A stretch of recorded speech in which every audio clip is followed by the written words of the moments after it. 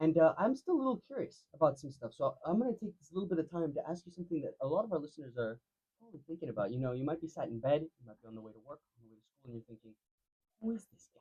So I gotta ask you, where did your name come from, Delocx? Where did that come from? It's a very I've never heard of it before. It's unique. Yeah, it is. It is. So, my uncle sadly passed away when I was young. I looked very much like him. His name was Loxley, so I used to go by the name Lox. And then as I got older, I wanted my own identity, so I added the two first letters of my name to it, Delox. And then there's also a play on words of Deluxe to say Oh, that I didn't even say catch that that. my music is very pristine. Of It's very course, of 10 out of 10. course. So I make the best that I can quality music as well. So That's so cool. I mean, very very nice backstory. I didn't see the deluxe version. Yeah. That's so cool. I don't know if you know, like No Life Shack as well. He did a reaction to Yeah. his videos, and he was like, literally the same as you. He's like, how do you pronounce his name? And literally 2 seconds later, you say how you pronounce your name. It's like, oh right, Of course, yeah. of course. Yeah. I like that. It's like calling yourself premium. I Yeah. like that. Oh yeah. basically. I will ask though because I now know a bit about your name, but like where did your passion for music originally come from? Like where did this all start? So my dad, a lot of people don't know, is Mhm. in the reggae band Black Roots. Yeah, Okay. the Bristol reggae band Black Roots that were big in the 80s. They were probably the biggest reggae band out of Bristol. Wow. They still tour now, and then my dad, he always plays guitar every single day of my life. The 27 years I've been alive, I hear guitar every single day. That's why that's my favorite That's instrument. beautiful. I probably have it in all of my songs, a guitar playing, and yeah, that's just where my love of music came from. I used to learn when I was in year 5, but it hurt my fingers. Oh, That's that's very very funny. So I said, nah, you know what, it's a bit too hard. Weirdly enough, my little sister said exactly the same thing to why she stopped playing guitar in year 5, exactly like Oh, you. swear down. However, she's like 5'4", so she has tiny little tiny fingers. Makes So sense. just saying, She you needs a guys- custom-made guitar. Of Yeah, course, yeah. of course. That's really cool. So you've always had music in the family. Always. It's a big part of like your upbringing.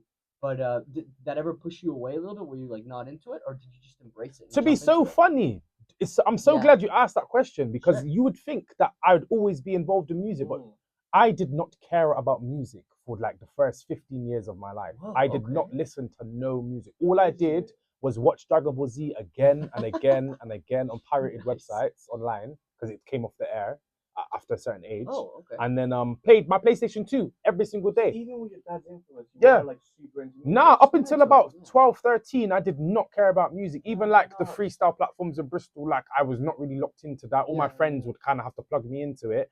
And then eventually I just started, I was like, oh, okay, music, all right, cool. Oh, it actually eventually. 50 Cent was the first artist I listened to. I was like, yeah, this is okay. I understand music now. Yeah. Okay, Richard, I try it. Yeah, literally, yeah. So 50 Cent was the first in year 6 when I started to first get my intro into music.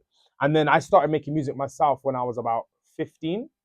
And obviously Fetty Wap came out in like 2015, 2014. So it was around then is when I started to create music. Well, you went in head first, so you learned about it, and then within what, a year and a half, you're already making bits and pieces. Yeah. That's pretty cool.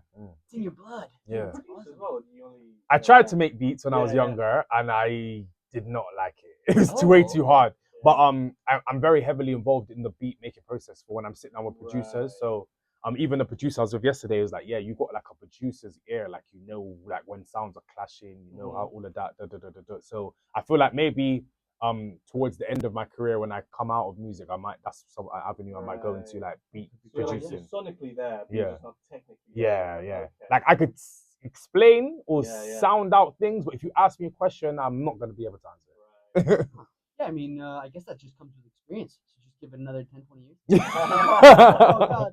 If the aliens haven't got us by then. No, stop it. What was it, Blue Beam, sorry? Yeah, Project Bluebeam. I'm going to remember that, by the way. Follow me Yeah, in my do. nightmares. Bring me in for the follow-up. Oh, yeah, absolutely. 100%. You're in. The first time something happens with aliens, you're in. Let me ask you, so obviously there's a lot of like real things you have to do to like promote your music and all that kind of stuff. What I've been getting a lot of my feed recently has been a lot of like dudes making like a song and then editing their videos with AI to make it like crazy. I don't know, it could be like, oh, I'm meeting Donald Trump or I'm in the club with Beyonce or whatever.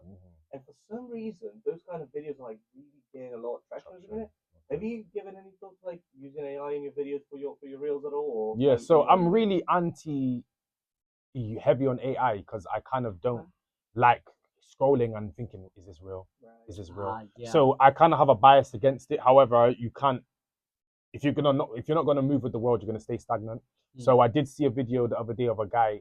He used AI to make himself look like Digga D. Right. And then he was dancing or whatever. And I was like, you know what? That's a good concept. I could try and, because my music's quite similar to DVE. I could try and do that. Oh, And then, like your guys, yeah. So that's You know what I'm saying? something I might play with, try it a Yeah. couple of times, see if it works. If not, I'll probably just Why not experiment? leave I that think, to I the. think that kind of stuff would work. If rockers. it's anything that's going to be like a bit novel and a bit like crazy to the eye, that is going to make you go like, oh, yeah, then you like that. You know what I mean? Just saying like it's out of the ordinary. Yeah. I think something like that would work. Yeah.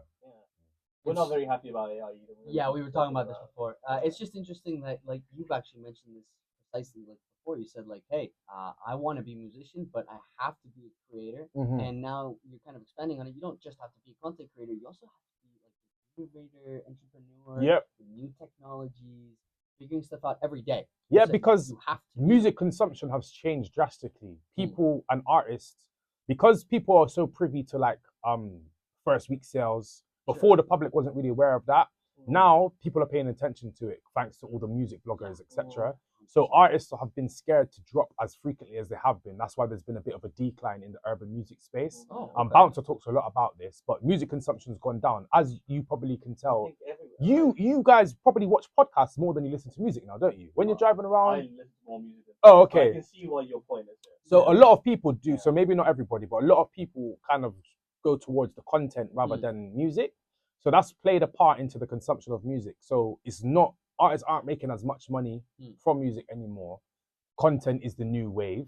So content is king. So it's all about making content to funnel towards your music, and then you still have your other businesses around it, whether it be merch, whether it be insider, secret behind the scenes insiders, whether it be previews to tracks that haven't been finished yet. Pay like a £5 subscription a month, and then you could preview some songs that you think you're never going to release, kind of thing like that. Yeah. Sure. Well, it's been a lovely show. Please tell us just quickly, plug anything you have coming up, any shows coming up in Bristol perhaps, maybe Sign of the Black Swan. Let us know what's going on with that. So this Sunday, I got a blank Sundays. I'll be performing Ambience, the song you guys just heard. I'll be performing that live this Sunday. It's at Club 395, Unit 4, St. Jude's. I'm going to be there at 5 o'clock. The tickets are online, so if you just type in Blank Sundays Bristol, it should come up. I'll be performing Ambience there live. Blank spelled B-L-A-N-Q-E. Yeah, Blanque. And then I've got an event promoting Trap Love Volume 1 in March, the 13th of March at Black Swan. It's a dancehall event with a bit of R&B, trap, rap, and lovers rock. Absolutely, man. So if you pre-save the album, the EP, then you have entry of £5. Yeah. £5 So make sure to pre-save the new singles coming out and the EP. Yeah. And just listen to Delocx everywhere you can get your music from. Yep. Yeah, go for it. Absolutely. Delocx, it's been a pleasure to have you in the studio. Thank you very much for coming in. Thank you. We're going to listen to 24, one of your new singles coming up. Next month, coming out on the 11th of February. So yeah, you guys get first listen. Absolutely. All right, let's go.